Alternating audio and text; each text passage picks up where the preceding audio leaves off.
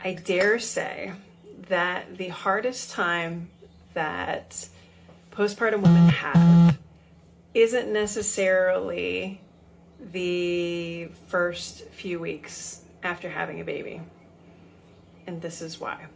Keeping in mind that I didn't have a great time after my oldest, so I'm actually surprised I'm saying this.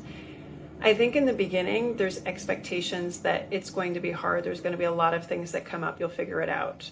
I think where people really kind of veer off the rails, so to speak, is when moms go back to work. So let me give you an example. I had a client, I've actually had a couple of them go back to work in the last couple of weeks, and have been really great about getting a very clear workout program. They're doing PT, they're doing all the things they're supposed to do. And they've really settled into that space that is, maternity leave, if they're lucky enough to have it.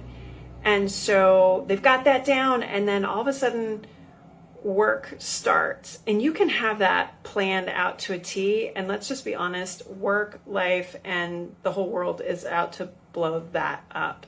So you can have the best laid plans, and your kid's not sleeping, or whatever. And so inevitably what happens is this expectation that you're supposed to complete this spreadsheet, or you're supposed to have this workout that takes this much period of time. You don't know where to put it anymore, especially if you're working from home and your baby's at home, because that's a mess.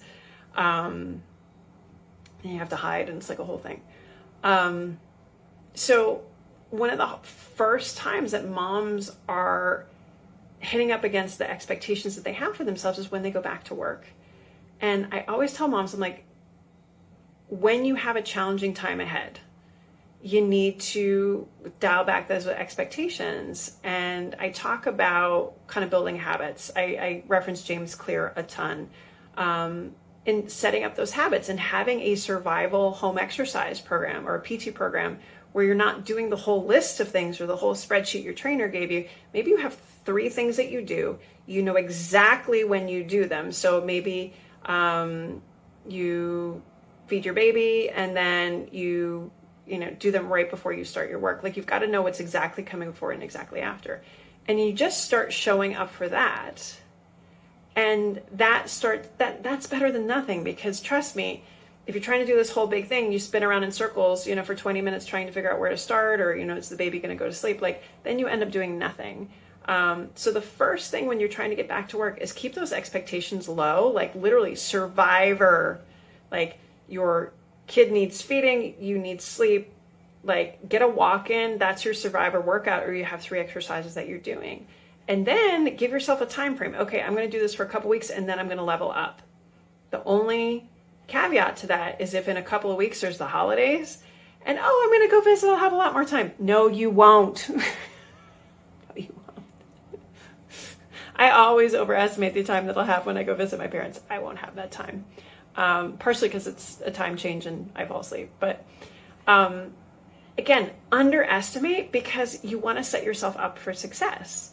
If you hit that very basic, hey, I did 3 things today, or I went for a walk today, or, if I did that, then I'm moving forward, as opposed to sitting still and doing nothing. That is the one thing that will serve you as being a parent. Yeah, habit stacking totally works. And I tell my clients, I'm like, this is not the first time that you'll be like, wow, habits, what a great idea.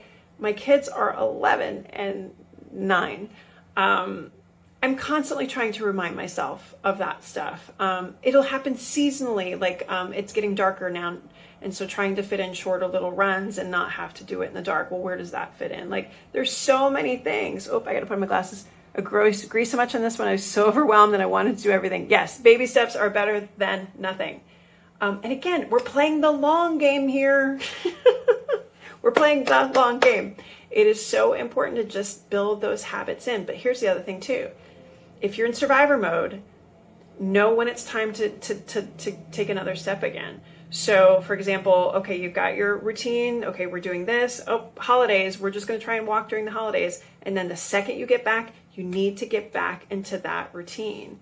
And so the other thing that people get overwhelmed, okay, I've got to have an exercise routine, and then I've got to have a meal plan routine and all these other, like, pick the most important ones that kind of spill into each other. So for example, moms who pump at work, clearly that's a routine that you've established. You've said that that's a priority. That's a thing.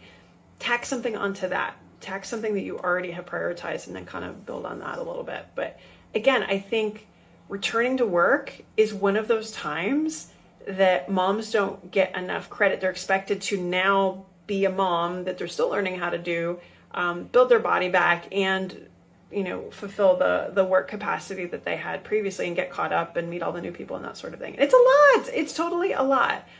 Those of you guys that are on, I mean, like, am I wrong here? Like, I remember going back to work and being completely, like, emotionally drained.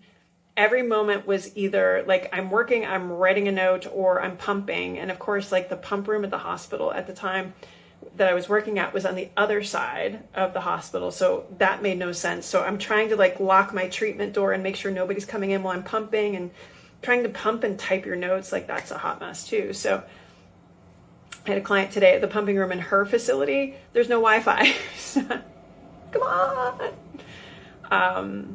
But that time going back to work, give yourself some space, but give yourself planning room. That will serve you no matter how old your kids are. I'd love to hear kind of what's worked from you. Like, what habit stacking stuff has worked for you for exercise, for doing any self-care, relaxing sort of things. If you're a provider, what are the things that you share with your clients to kind of help build those things in? But again, we're playing the long game, but spend a little bit more time planning ahead on that return to work so that we've got that time frame covered and we've got expectations a little bit more realistic, so we're not setting our moms up to fail. Cool? All right, I'd love to see you in the DMs. Tell me about your experiences and what you've kind of worked on with clients.